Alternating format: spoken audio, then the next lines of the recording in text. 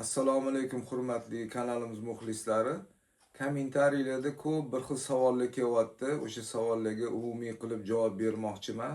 E'tibor bilan bir eshitishinglarni xohlardim. Asosiy savol mana bu gidroponikamiz to'g'risida bo'lyapti. Xo'p, birinchisi gidroponika latogi nimadan yasalgan va qayerdan topsa bo'ladi? Gidroponikani latogi Fomex degan materialdan yasalgan.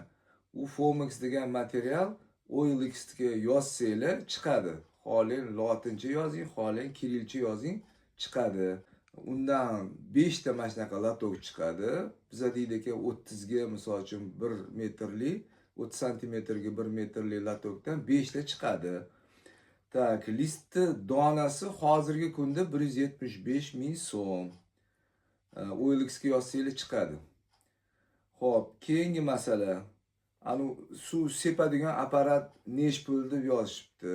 Suv sepadigan apparat haligi pulverizator hozirgi kunda 45 ming so'm. Men uni bu Karvon bozordan olganman. Luboy xozmaklarda bo'ladigan narsa. Xo'p, keyingi savol, bug'doy, arpa, jo'xorini birga eksa bo'ladimi? Bo'ladi. Xohlang отдельный eking, xohlang birga eking, bir xil o'sib chiqadi. Chiroyli bo'lib o'sib chiqadi. Men nima arpa ekyapman? Chunki arpani yozda ko'proq olib qo'ygan edim. Uyda arpa bor edi, shuning uchun arpa ekyapman. Bo'lsa qolganlarini qo'shib eksa yaxshiroq albatta. Xo'p, suvni ilitib sepish kerakmi? Suvni ilitib sepsangiz ham bo'ladi yoki oddiy vodoprovoddan sepsangiz ham bo'ladi, lekin ilitib sepsa yaxshiroq. Ilitganda ham qanaqa endi qaynoq qilib qo'yish kerak emasdi. Plus 20-25 dan oshmasligi kerak.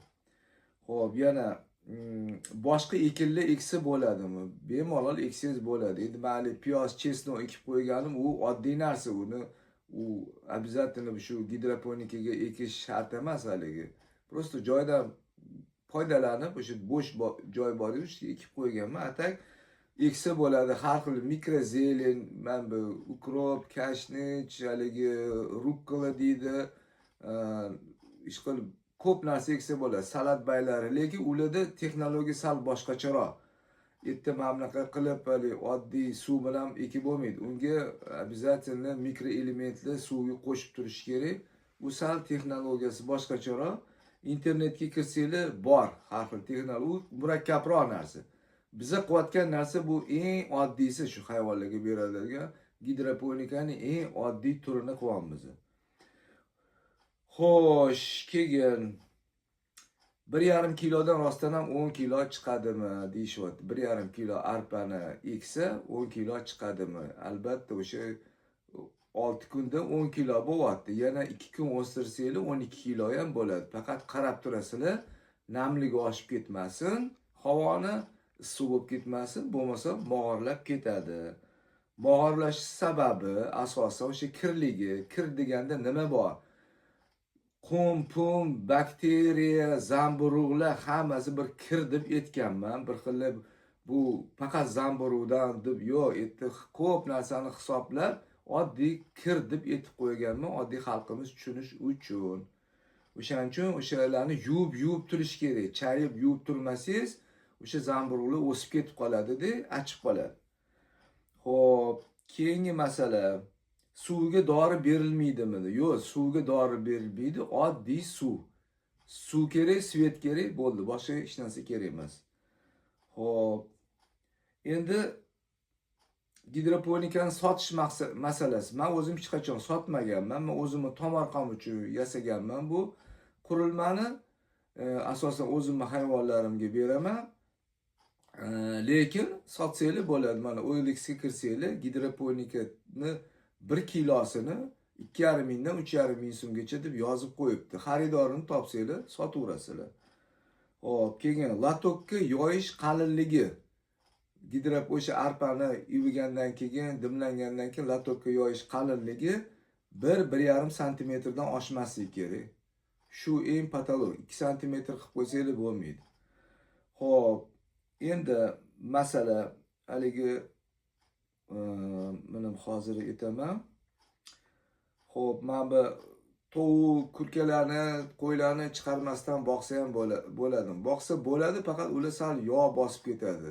Keyin mana hali stress degan narsa bor-da, qo'ylarda ham, o'sha tovuq, kurkalarda ham bir joyda turursiz stress bo'lib qoladi. Ularga kenglik kerak-da, ozgina yugurib, ozgina mushaklarini, hali chigalni yozib olish kerak. O'shaning uchun chiqarib tursa, yaxshi iloji boricha. Xo'p, keyin faqat gidroponika va xashak bilan boqsa bo'ladimi? Qo'ylarni deyishibdi. Unaqa qilsa bo'lmaydi. Sbalansirованное питание degan narsa bor. Ya'ni muvozanatli ovqatlanish. Hamma narsadan ozgina bo'lish kerak. Vitaminlar ham kirish kerak, quruq yem ham kirish kerak, u energiya. Uni faqat gidroponikada boqsanglar u bo'lmaydi. Unda go'shtlari takoy yumshoq bo'lib, unaqa qo'y ham ozgina semirish kerak, mushaklari qatdandir o'sha oqsilni olish kerak. Tak. Tuxum ko'p joyda arzon deyishibdi. Isitish, lampochkani yoqib isitish zararga kirmaysizmi? O'sha men hisoblab chiqdim. Bir oyda meni tovuqxonamga 100 ming so'm tashab qo'yilsa, tokka, shunda men o'sha bir oylik o'sha tokka ketkizgan pulimni, demak o'sha tovuqxonaga ishlatar ekanman. Qolgani foydaga kiradi, tuxum ko'proq qilib tursa. Keyin o'sha isitish lampasi nechi pul? Isitish lampasi men 90 mingdan oldim, OLXdan, dostavkasiga pul berdim. Atrobotga moyli pechka bilan isitsa bo'ladimi? Isitsa bo'lsa kerak, men bilmadim. Men unaqa narsa qilmaganman. Ham endi unaqa moy-poy yoqishlar, misol uchun qo'shningizga, ekologiyaga to'g'ri kelmasa kerak deb o'ylayman hozirgi kunda. Tag'in o'zingizlar bilasizlar. Tovuqxonani qanaq qurgansiz, nechi pul ketgan? Tovuqxonani uyda bor narsadan qurganman, spetsionniy qilmaganman u narsani. Lekin rost mana tovuqxona quraman desanglar, o'sha devorli qilib, uteplit qilib, qonuniy qilib, akfa, deraza, akfa, eshik qo'ysanglar, shu yaxshiroq bo'ladi. E'tiboringiz uchun rahmat. Sog' omon bo'linglar. Rahmat.